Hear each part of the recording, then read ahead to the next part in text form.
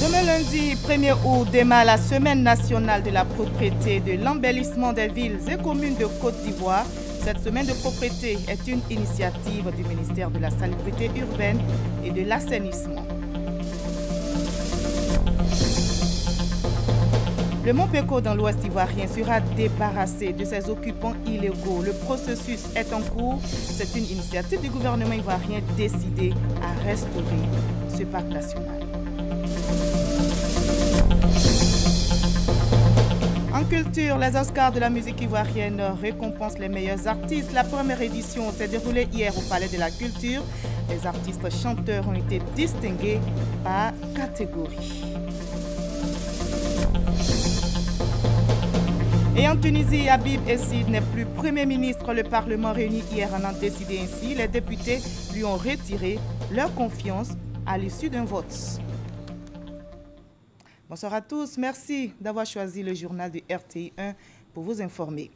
La population de Biennois dans le département d'Aboisseau continue de savourer leur joie. Leur localité dispose d'un château d'eau. Il a été inauguré ce week-end par le ministre des Infrastructures économiques, Patrick Kachi. C'est un véritable soulagement pour ces populations qui ont désormais de l'eau potable, nous explique Sidonie Davila. L'accès à l'eau potable, désormais une réalité pour les milliers d'habitants de la sous-préfecture de Biennois dans le département d'Aboisseau. Le ministre Patrick Kachi y était pour l'inauguration du château d'eau, marquant ainsi le top départ de la distribution d'eau potable à beaucoup plus de personnes que par le passé. Sa reconnaissance, la population l'a manifestée à travers un rituel de bénédiction, mais aussi par des propos. Avec ce château d'eau fonctionnel, c'est la garantie à l'accès et à la consommation d'une eau potable. C'est aussi et surtout la réduction et l'élimination des maladies liées à l'eau non potable à Biennois. J'associe ma voix à celle de mes parents de Biennois pour vous dire merci.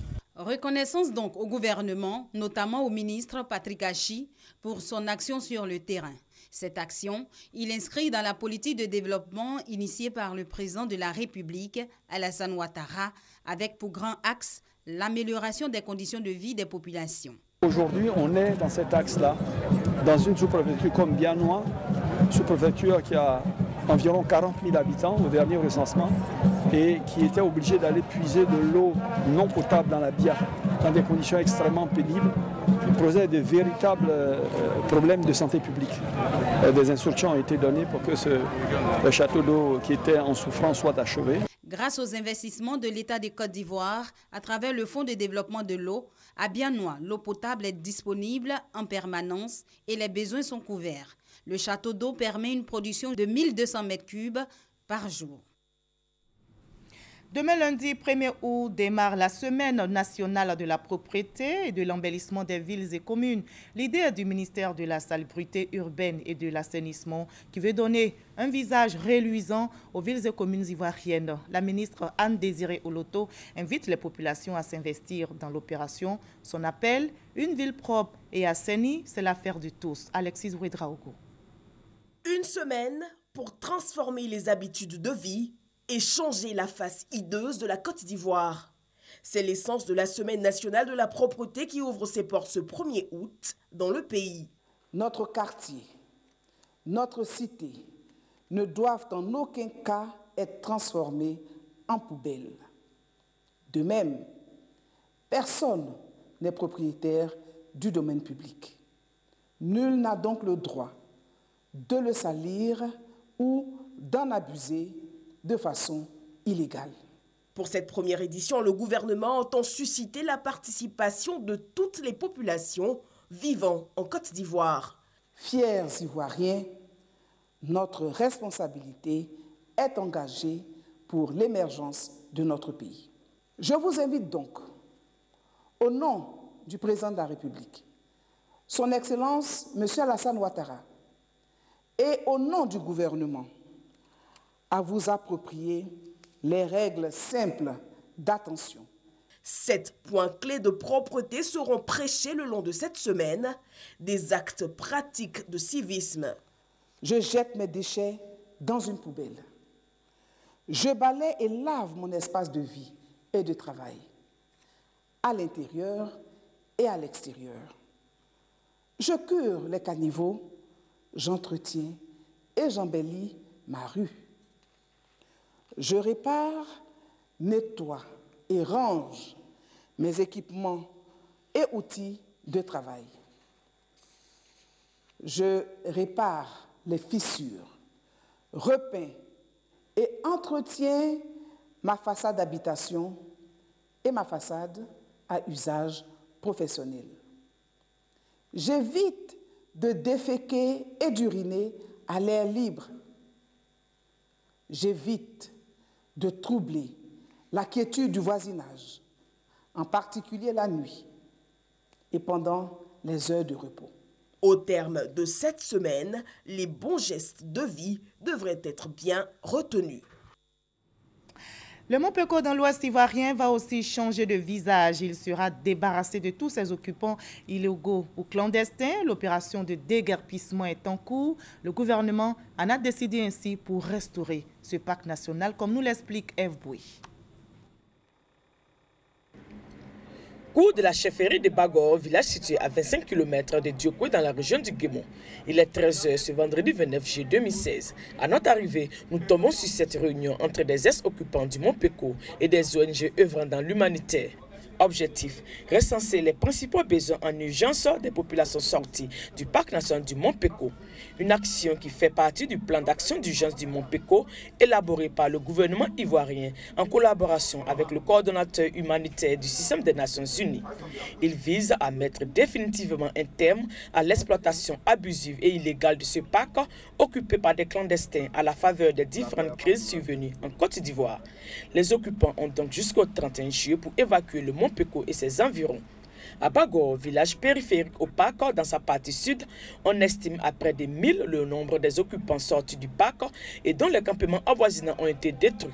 Les besoins sont donc réels. Actuellement, on a le problème de manger. Ceux qui viennent là-bas n'ont pas de place à dormir. Nous-mêmes, on n'a pas de nains, on n'a même pas de couchettes, on a des problèmes. Le gouvernement n'a qu'à nous aider pour venir nous aider. Et puis, c'est lui comment faire, nous va vivre. Pour plus toucher du doigt la dynamique du processus d'évacuation, nous décidons de visiter quelques campements déguerpis. 15 km à parcourir à partir de Bagor. Deux fils du village devenus nos guides pour la circonstance nous accompagnent. Chemin faisant, nous croisons des humanitaires de retour des campements déguerpis. Ils nous préviennent que la route est barrée à un certain niveau et qu'il faut parcourir plus de 7 km à pied pour rejoindre les campements. Il est 14h30 quand nous entamons notre marche. Après plus d'une heure et demie, nous atteignons enfin les premiers gros campements. 3 sites visités, Parc 1, Petit Ouaga et Alberco. Ici, vivaient près de 2000 âmes. Et oui, tout a été détruit il y a de cela quelques jours par les agents de l'Office ivoirien des parcs et réserves OIPR. On peut le dire, le plan d'action d'urgence du Montpeco est entré dans sa phase active. Reste à jeter un regard sur la question de la sécurité évoquée par l'ensemble des autorités administratives et des populations d'accueil des zones riveraines à forte densité. Selon les autorités ivoiriennes et des ONG, ce sont près de 27 000 personnes qui doivent quitter le Montpeco et ses alentours avant que ne débute le processus de relance de la conservation de cette aire protégée. Et c'est une autre ambiance qui a régné hier à Korogo. La journée mondiale de la population célébrée tous les 11 juillet a été marquée dans la ville. Les festivités se sont déroulées en présence de la ministre du Plan et du Développement. Au cœur de cette célébration, la situation des adolescents. La ministre Nialé Kaba a lancé un appel à tous à plus d'engagement, notamment en faveur des jeunes filles. On en sait plus avec Kwadio Kwame, Jean de Dieu. Investir dans l'éducation et la santé des adolescentes pour l'atteinte du dividende démographique est le thème de la Journée mondiale de la population qui a sa 30e édition. La capitalisation du dividende démographique requiert des investissements stratégiques dans les domaines de la santé, de l'éducation, de la politique économique et de la promotion de la bonne gouvernance.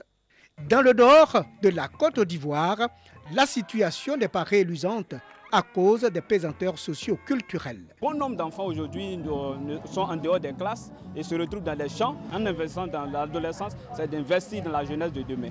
Au regard de la présente situation, le coordonnateur du système des Nations Unies note que malgré les efforts accomplis, des défis restent à relever afin de valoriser le potentiel de chaque jeune.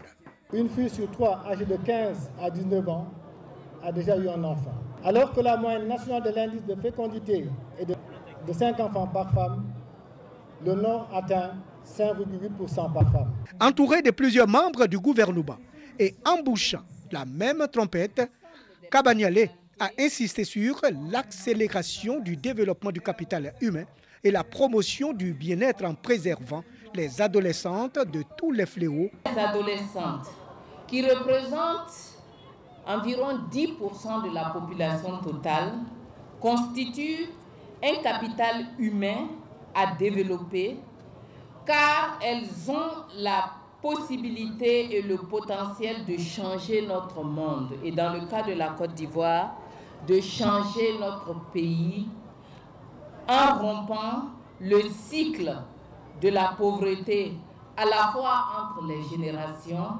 mais également au sein de nos familles. L'investissement dans l'adolescente est une garantie pour l'émergence et la prospérité dans l'optique de fédérer et favoriser la participation des adolescentes aux projets qui organiseront la société de demain.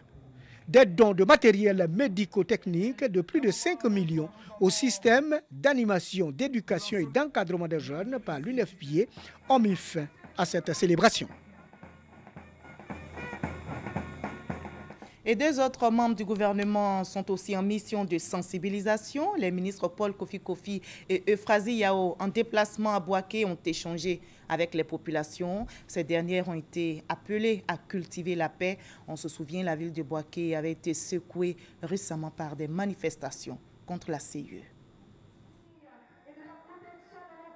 Les ministres Euphrasie Yao et Paul Kofi, tous 2 fils de la région, sont venus à Bouaké pour voir de plus près les conséquences de la violente manifestation du 22 juillet dernier. Au cours d'une rencontre, les jeunes se sont engagés à éviter pareille situation. Au nom de toute la jeunesse, présentez nos excuses à l'État de Côte d'Ivoire, présentez nos excuses au chef de l'État et lui réaffirmer notre attachement indéfectible à sa personne, au gouvernement et à sa politique de développement. Aussi, les élus ont-ils déploré le lourd bilan et demandent pardon à la République. Dès lors que le gouvernement est saisi d'une question, on doit s'abstenir de faire ce qu'on a fait. Nous sommes d'accord avec le président de la République quand il dit que ces actes ne doivent pas rester impunis. Le ministre de l'Enseignement technique et de la formation professionnelle, ainsi que la ministre de la Promotion de la femme, de la famille et de la protection de l'enfant ont exhorté la jeunesse à la culture du dialogue et à la promotion des valeurs citoyennes. Les communautés, dans les quartiers, dans les villages, parler aux uns aux autres, parce que nous avons en tant que parents un rôle à jouer. L'Ivoirien nouveau, c'est aussi cela. On doit pouvoir passer le message, éduquer nos enfants, leur donner les bonnes pratiques. Construisons ensemble nos mentalités. Aimons l'unité, la paix, l'amour du prochain. Et nous allons réussir à développer Bouaké. Soyons responsables dans tous les sens. Après une visite des sites sinistrés, la délégation ministérielle a réaffirmé la décision du président de la République qui annonce la réhabilitation des sites détruits. Cette mission a été ponctuée par une cérémonie de remerciement du gouvernement aux populations de la région de Bouaké suite au succès de la fête des mères édition 2016 tenue à Bouaké en présence de la première dame Dominique Ouattara. Nous partons maintenant pour le Maroc qui vient d'abriter une conférence ministérielle sur la coopération halieutique entre les États africains riverains de l'océan Indien. La rencontre a été présidée par le ministre ivoirien des Ressources animales et halieutiques. Les réflexions portaient sur la conservation et l'exportation des ressources marines au sein des instances internationales compétentes. Explication, Hugues Vibli. À Rabat, il s'est agi pour la conférence ministérielle sur la coopération halieutique entre les États africains riverains de l'océan Atlantique de préparer au mieux les prochaines rencontres internationales sur la conservation. Cette rencontre de la COMAFAT intervient dans un contexte où la mer et les ressources qu'elle contient constituent un des atouts majeurs du développement de ses membres. Dans une région de plus de 450 millions d'habitants, la pêche représente jusqu'à 18% du PIB national et 25 à 30% des revenus à l'exportation. C'est pourquoi je vous exhorte à défendre notre principe de l'utilisation durable des ressources marines qui sous-entend une exploitation rationnelle basée sur les meilleures connaissances scientifiques et en harmonie avec nos réalités africaines. Responsables nationaux de l'environnement et ceux des pêches des 20 États membres de la COMAFAT ont assuré à Rabat une meilleure coordination de leurs différentes positions avant les rencontres internationales. Les conclusions et recommandations feront donc que la voix de l'Afrique puisse être vraiment audible dans l'intérêt des pays membres et de la région. La 17e session de la conférence des parties de la CITES, la 66e session de la conférence baleinière internationale et autres rencontres sont prévues pour le dernier semestre de l'année 2016. En bref, notez que la Chambre de commerce et d'industrie de Côte d'Ivoire a un nouveau président, son nom Touré Faman. Il a été élu aujourd'hui en même temps que son premier vice-président. Il s'agit du docteur Kwasi Parfait. Touré Faman succède ainsi à Nicolas Djibo qui a assuré l'intérim de Jean-Louis Billon, élu en 2002 et actuel ministre du Commerce. Cette élection met donc fin à un processus électoral initié en mars dernier et qui permet le renouvellement des instances de cette chambre consulaire nationale. Le Rotary et le programme national de lutte contre le paludisme dans les locaux de l'orphelinat de Grand Bassam. Les pensionnaires de l'orphelinat, il s'agit donc des 125 filles, ont appris certains gestes simples pour éviter le paludisme. Elles ont reçu des moustiquaires imprégnés d'insecticides, nous dit Herman Niamien. Après s'être engagé le 25 avril dernier dans la lutte contre le paludisme, c'est ici, à l'orphelinat des filles de Grand Bassam, que le Rotary District 9101 a posé ses premières valises. À l'intérieur, des mildas, des moustiquaires imprégnés d'insecticides à longue durée d'action. Objectif, aider le programme national de lutte contre le paludisme à couvrir les couches vulnérables qui n'ont pas bénéficié de la campagne nationale de distribution de ces moustiquaires. Nous sommes fiers et honorés d'apporter notre contribution afin, ma foi, d'améliorer la santé de nos populations, garantir un avenir de santé à nos populations et lutter contre la pauvreté. Selon le ministère de la Santé et de l'Hygiène publique, la Côte d'Ivoire est classée dans le monde parmi les 10 pays à fort impact du paludisme. Et l'action du Rotary Club est pour lui un soutien important aux efforts déjà consentis par le gouvernement ivoirien. Le Rotary fait de très bonnes choses et nous voudrions par la même occasion inviter les autres clubs, les clubs services, les structures privées qui peuvent, ça peut aider le ministère de la Santé à faire en sorte que ce qui est maladie évitable soit pris en compte, soit soutenu. Le gouvernement ivoirien est heureux, mais plus heureux encore sont les bénéficiaires de cette action. Ça aide à améliorer le rendement scolaire des enfants, parce que quand un enfant est en bonne santé, on peut l'éduquer. Mais si on doit passer le quart du temps à veiller sur sa santé, à aller à l'hôpital, à être à l'infirmerie, c'est difficile pour les enfants de suivre une scolarité normale. À cette cérémonie ont pris part les autorités coutumières et administratives de Grand Bassam.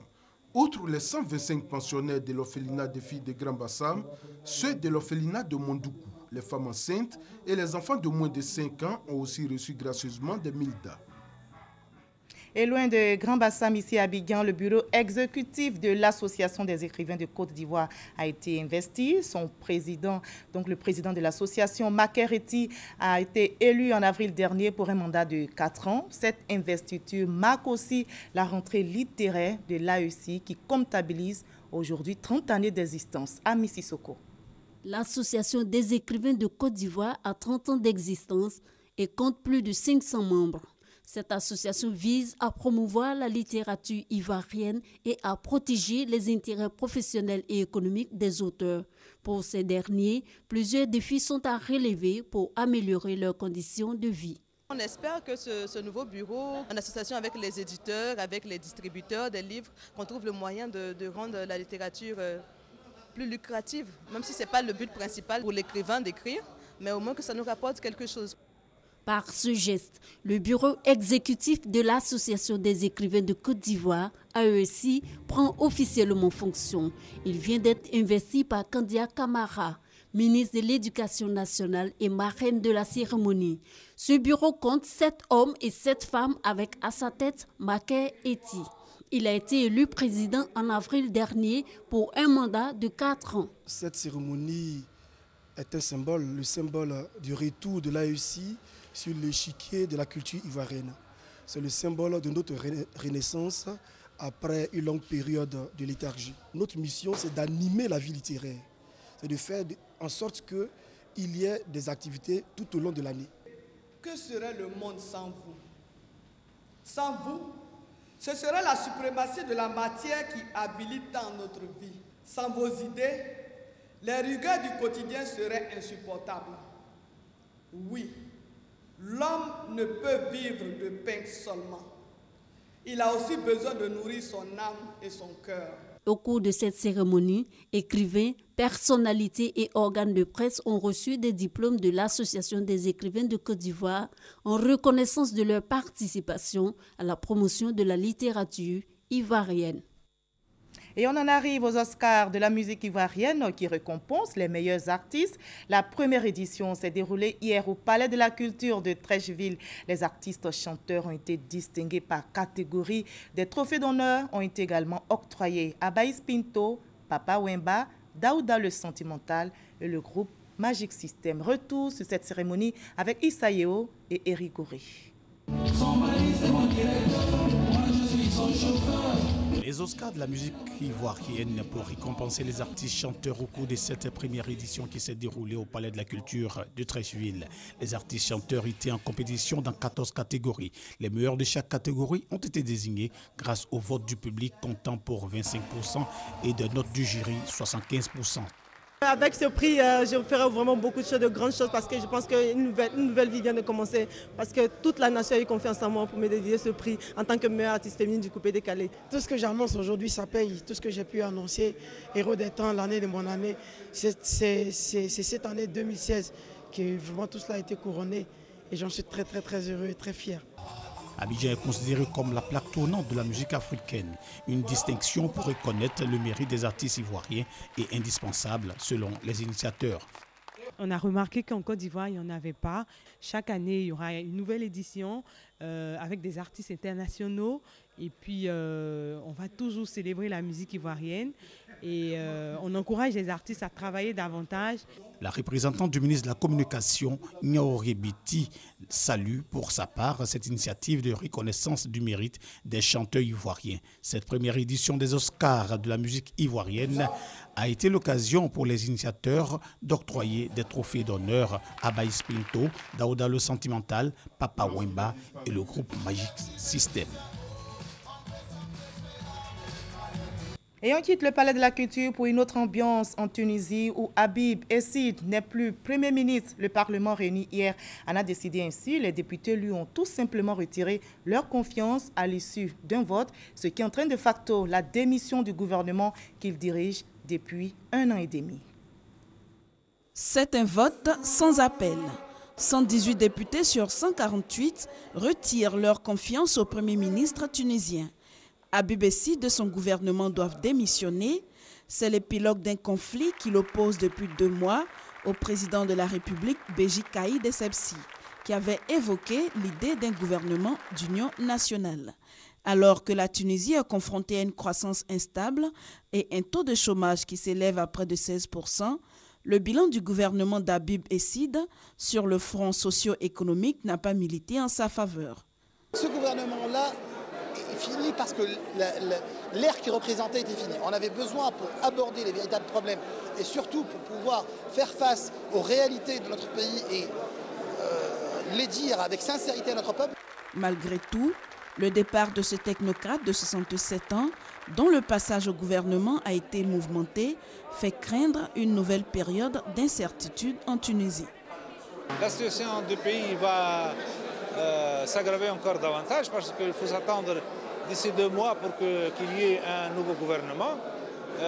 Entre-temps, c'est le pays, l'économie, les affaires du peuple qui sont laissées pour compte. Dès le lundi 1er août, le président de la République va entamer des consultations pour trouver le futur chef du gouvernement. Aucun nom ne se détache pour le moment.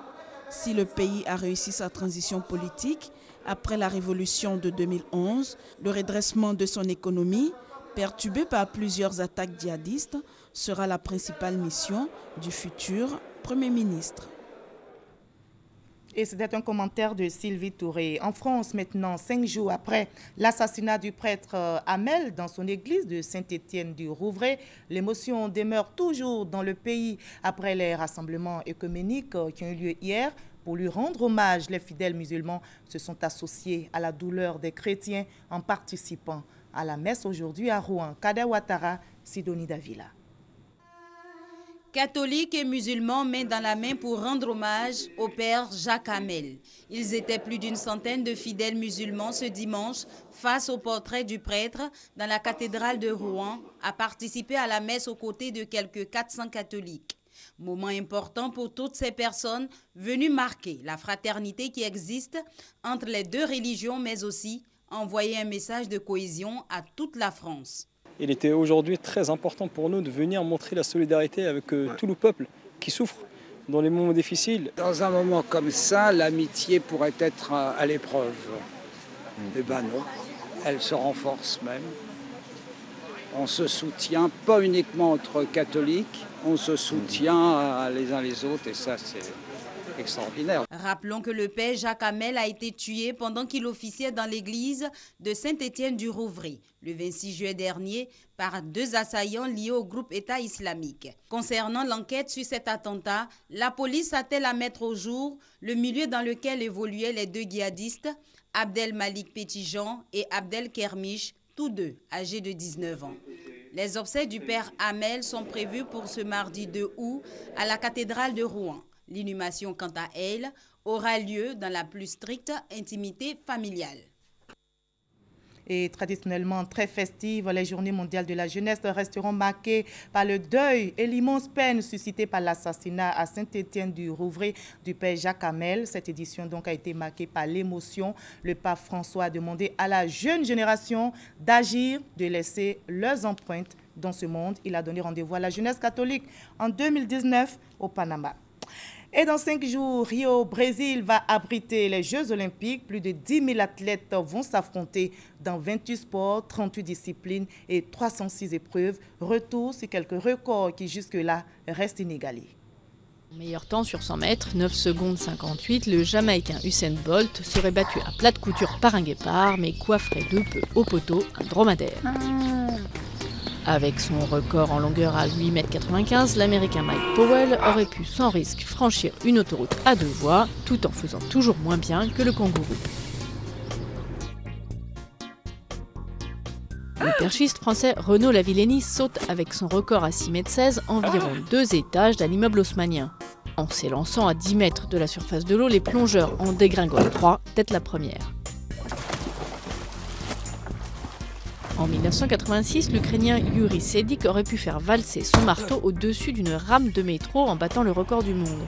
10 ans plus tard, le javelot du Tchèque Jan Železný aurait pu survoler un terrain de foot. En 2015, en haltérophilie, dans la catégorie des plus de 105 kg, le Russe Alexei Lovtchev a soulevé 264 kg, l'équivalent d'une armoire en chaîne massive de 2 mètres de haut sur 2 mètres de large.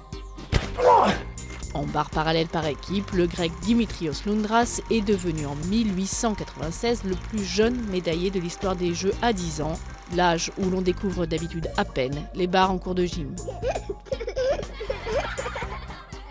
La Côte d'Ivoire, notre pays, sera au rendez-vous avec une dizaine d'athlètes. 3 femmes portent les espoirs ivoiriens, Muriel Aouré, Marie-Josée Talou, Ruth Gbagbi. L'une d'elles sera le porte-drapeau de cette délégation. Il s'agit de Muriel Aouré. Rappelons que la Côte d'Ivoire est toujours dans l'attente d'une seconde médaille olympique après celle de Gabriel Tiako, médaillé d'argent aux Jeux olympiques de 1984. Fin de ce 20h, et bien sûr, nous sommes dans l'attente de cette médaille olympique. Je vous donne rendez-vous demain peut-être. Merci de votre aimable attention.